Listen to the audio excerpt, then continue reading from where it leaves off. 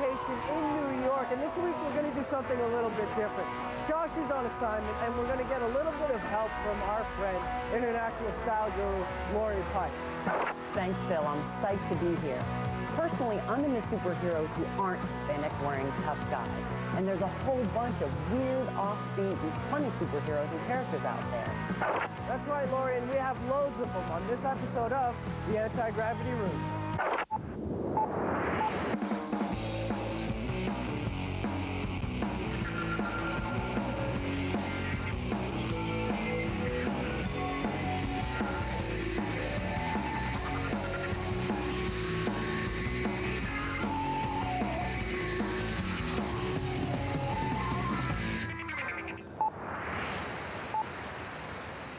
Superheroes in comic books go together like rednecks and monster trucks, but not all of them have been the mighty, good-hearted defenders of justice, or even the grim and greedy muscular hitmen of recent times. A lot of offbeat and unusual characters have gotten their own titles over the years. Plastic Man was a wacky crime fighter from the early days. Doll Man was the world's mightiest might, at least until someone with a better name came along. In 1944, we had the Bouncer, and man, I don't even want to know how he got that name. And in the 60s, Metamorpho was just plain weird. More recently, Ambush Bug, Megaton Man, Lethargic Lad, Fish and Chicken, and of course the Tick have become the non-conformist heroes, usually with some parody of comic cliches. Today, comics like Milk and Cheese and Too Much Coffee Man are making sure the comic books don't take themselves too seriously. We had a talk with some creators of offbeat characters. Evan Dorkin's Milk and Cheese could beat the tar out of the entire Wildstorm universe put together. And Shannon Wheeler's Too Much Coffee Man is a Java-fueled hero who basically drinks too much coffee. So here they are. Walk with me, won't you? My own comics that I do is a book called Milk and Cheese. I also do an ongoing series called Hectic Planet, and a book called Dork, which is a collection of all my stuff that doesn't fit into those titles.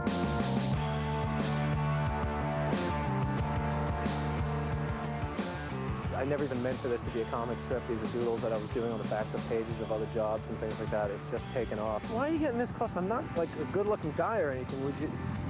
Man, it's creepy. It's taking a lot to not kill it by putting out more stuff. I mean, I've only done one book a year for the last 6 years, and I'm not doing any strips for a while, except maybe 2 pages, because I just don't want to kill it, because I like the characters, don't want to hate them. I'm not a professional. I don't know what I'm doing.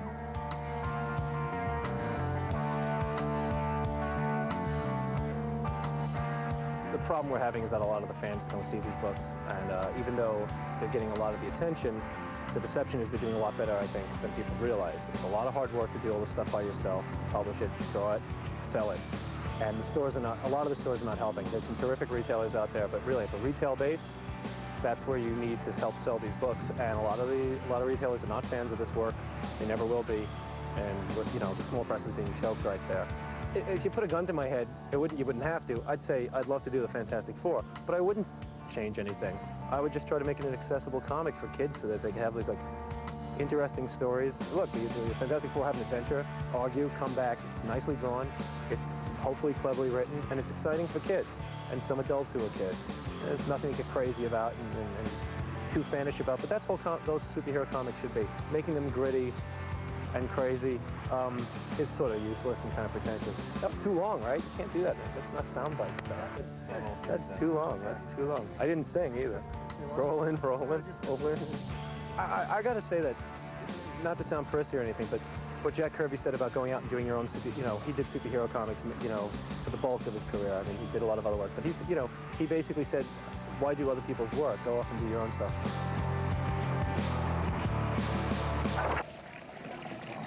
I started off doing relationship comics, and then I wanted to do something a little bit more irreverent, and just started doing a Too Much Coffee Man comic book. The superhero aspect of it is fairly limiting, where it's straight out humor, and with the relationship stuff, I can bring angst and anxiety of human relations and their alienation.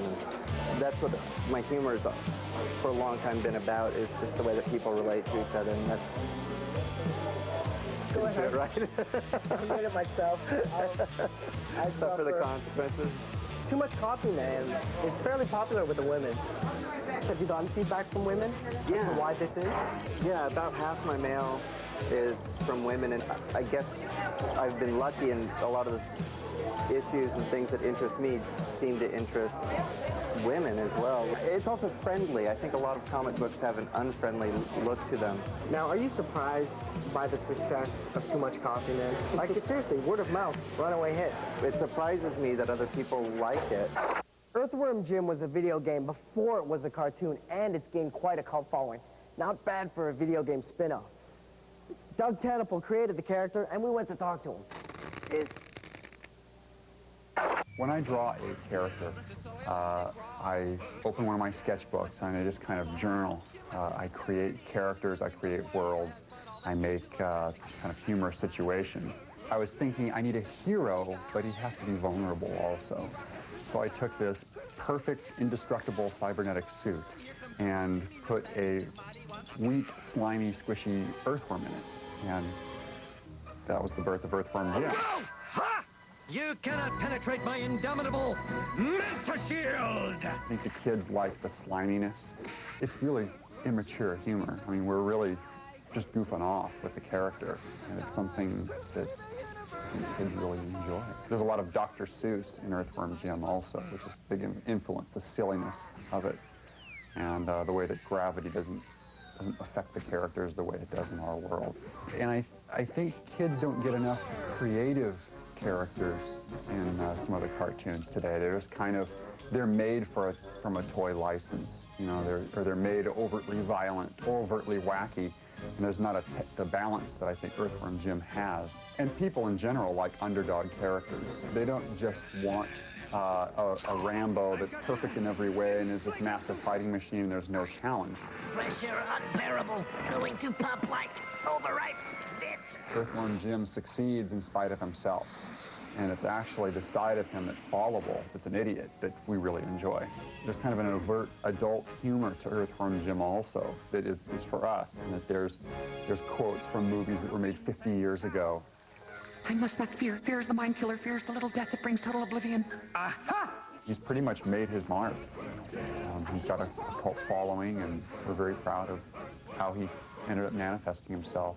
He ended up being a very potent character and a very potent show.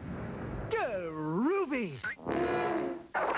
So, what does the fan on the street read when superheroes get dull? Here's the answer. My favorite comic book character that's not a superhero would have to be Predator. My favorite, what is my favorite? My favorite superhero, I can't do this. My favorite cartoon character who's not a superhero is Archie Andrews. Fred Flintstone and Barney Rubble. The brave man, the older man in Mask by Art Spiegelman, who goes through the Holocaust, or the hero in 8 Ball, in which Velvet Glove, it's sort of an underground, I can't remember his name, by Daniel Thewlis. He's a wonderful anti-hero. And that's it. Hey, stick around because we have a game review, some news, and an exclusive interview with the publisher of this comic, where we ask the question, why?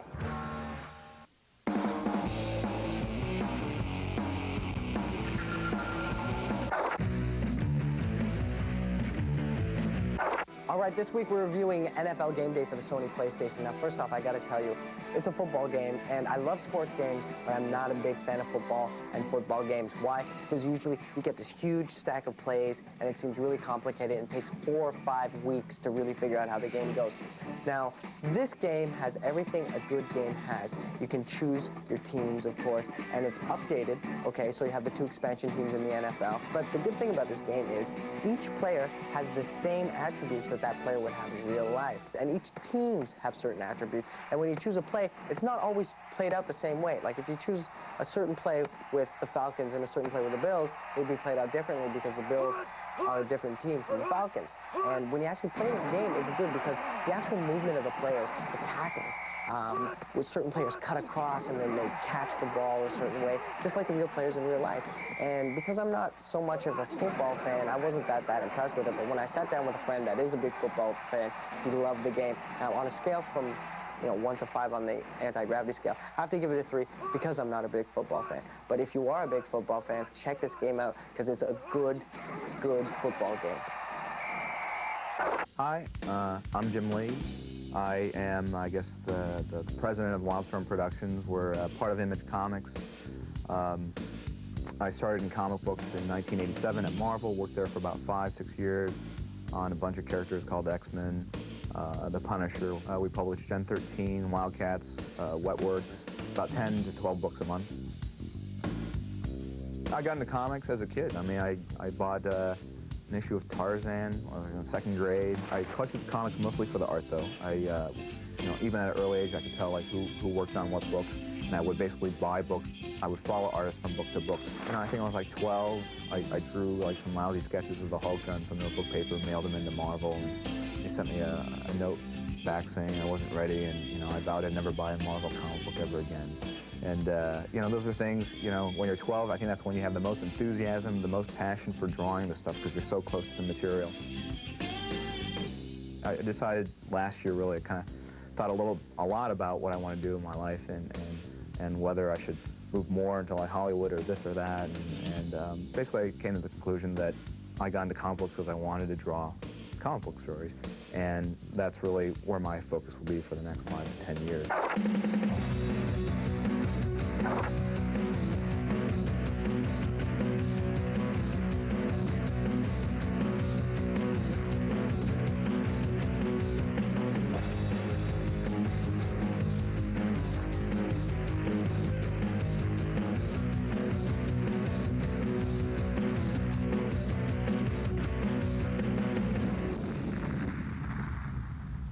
No food, no water. What comics would you like on a desert island? I think I'd go for 3 little-known titles: How to Survive on Coconuts, How to Build a Raft, and How to Build a Woman.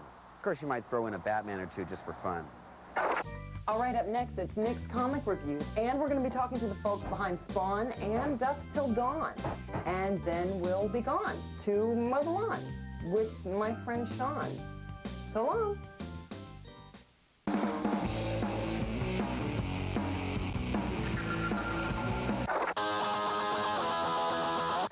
You know, if you're a teen like me with regular teen responsibilities like homework and chores, then you'll definitely dig Gen 13, number 7.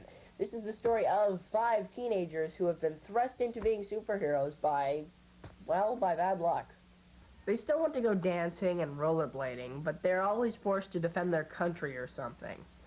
This time our superpowered, hormone-driven idols are captured and must escape by, once again, outsmarting the oldsters around them. This is one of my favorite books, but Jim Lee is guest penciling this issue. Jim is great, but not on this book. I'm afraid J. Scott Campbell seems to be the only one who can truly capture Gen 13's teen angst. Now those sharp anti-grav eyes of mine have spotted another pop culture reference. Check out this panel for a poorly hidden Sonic Youth plug. But don't focus too close, because you may get dizzy if you stare at these costumes too long. Kinda cool, but Dramamine is recommended for repeated viewing. Now, Campbell or not, Gen 13 still remains high on my list, and I give it 4 out of 5 Gs on the anti-gravity scale. Next, in the latest issue of Sin City, bad luck gets a whole new meaning. He could be at the office pushing pencils and saying a fond farewell to his life at the force, but instead he goes on a suicide mission against a serial psycho kidnapper. His 4th victim is an 11-year-old girl. On top of all this, our offbeat hero must fight his heart problems. This adventure takes him to battle many sinister villains with a crushing finale, and I do mean crushing. The art is exquisite. Miller is truly a comic book legend and shall forever remain. Sin City is a great book, and I give it 4 out of 5 Gs on the anti-gravity scale. Are you a member of the undead who was formerly a military officer? Have you made a deal with the devil to see your wife again, only to be cheated and sent far into the future after she is already remarried? If you've answered yes to any of these questions, then could you please come to my neighborhood and beat up the school bully, because you are probably Spawn. In this issue, everyone's favorite zombie is in some real trouble because he finds himself being fed on by some little munchkin types who ain't from Oz. As all this happens, Spawn has assorted flashbacks to his time in the war. Also in this issue, we see the Violator munch down on some special salsa, which inspires him to dream up more carnage to inflict on Spawn. I definitely recommend you pick this book up if you haven't in the past. I give it 3.9 Gs on the anti-gravity scale. Now, enough of my opinions. I got an exclusive chance to talk to the master about what he thinks makes Spawn tick.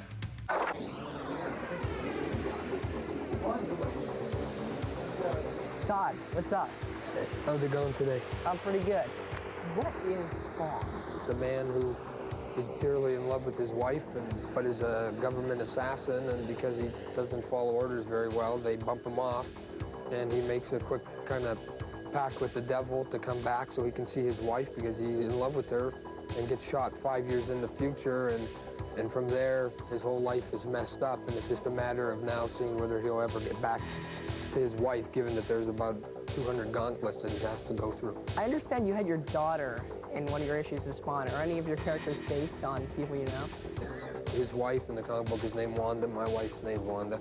Their kid in the comic book is named Cyan. My kid's named Cyan. Even their dog is named Shanna. I got a dog named Shanna. So, I mean, if you don't put your own family and friends' names in your book, I guarantee you nobody else is. So I draw everything from my own life. How long will Spawn last? You know, it just depends on like whether I want to sell, you know, a lot of things to a lot of little kids because they're the consumer's not them but their parents, or whether I just would rather have something that I'm proud of, you know, that I didn't really give in on. So for right now, I'm more in the, I want Spawn to be what I set out to be, and if that means that it won't become a complete household name, then for right now, I'll accept that. Movie adaptations to comic book form are always popular, the latest one being the Quentin Tarantino, Robert Rodriguez vampire film From Dusk Till Dawn. On ancient ground, a terrifying evil has been unleashed. Now, 5 strangers are our only hope to stop it. Oh, yeah! The Dusk Till Dawn comic came about when Jim Chambers, an editor at Techno Comics, got in touch with me on December 1st and asked me if I'd be interested in doing this. Oh, the demands put on us by Quentin Tarantino and Robert Rodriguez were really not direct. They were just the fact that we knew they were doing the film, and that was a tough act to follow for anybody. Earlier today, during a daylight liquor store robbery in Big Springs, the Gecko brothers killed another Texas Ranger. That changes the death toll to 16. So I must say that the layouts pretty much came out of Tarantino's screenplay, as I said, and he really just abridged it. When I was doing the penciling, the things I was trying to get across and go for was a lot of impact, like with large figures, you know, small figures, and a lot of action. We tried to pull out the action and make it more easy to see. The other thing we were trying to concentrate on was the likenesses. Because I know that whatever is out there trying to get in is pure evil straight from hell. Was my primary function to assure that we got the right sense of mood, the right sense of texture for each of the individual forms. The film started out looking as if it was going to be a real film noir type piece, a real hardcore reality crime action film. Around page 18 in the book, midway through in the film, it turns into a real horror story. As far as I understood, Tarantino's whole hook was to mix these two genres, so you're in one movie in the beginning, and before you know it, you're in a horror movie with special effects and vampires and blood and everything.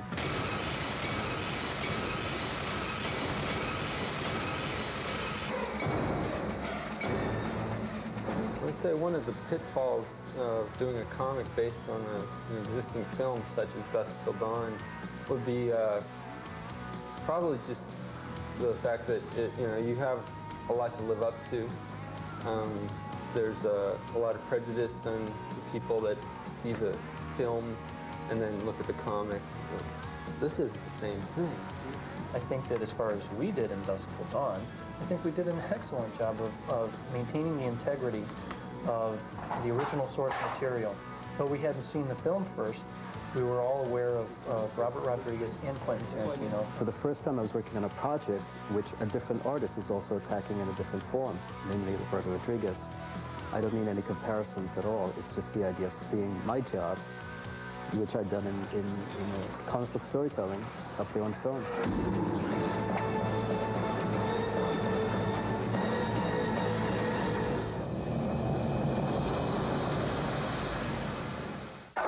After this, we dip into the mailbag, but first let's see how you can learn to play the tuba in 3 easy lessons.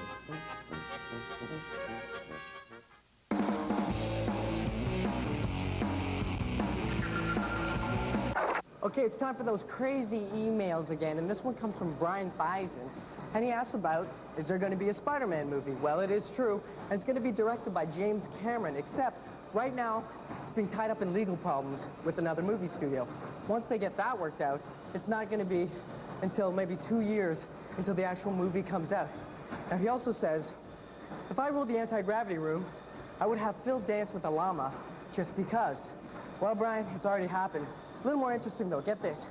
A llama, a nun, 2 midgets, a unicycle. You missed a great party.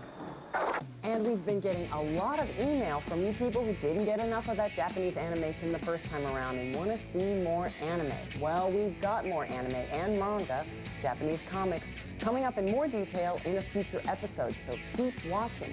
And if there's any specific anime titles you want to see us look at on the air, drop us a line. Meanwhile, this week's poll question is... What's the dumbest superpower you've ever heard of? So join us next time for Social Relevance in Comics. Do creators and readers care about the world? I care. Well, that's another show, although I'm still waiting to hear the story behind Johnny Serve, or the Bouncer. You know what, Lori? It's probably best that we never even find that stuff out. Even when I think of the Bouncer, it's like, the pain. See you next time on the Anti-Gravity Room. Meet the minds behind a mysterious government case file that has millions wondering, who can we trust? When Masters of Fantasy presents The X-File Creators, tomorrow at 2:30 p.m. Eastern, Sci-Fi Monday. Go behind the scenes of Universal's Dragonheart and visit an Ed Wood Plan 9 reunion on Sci-Fi Buzz, next.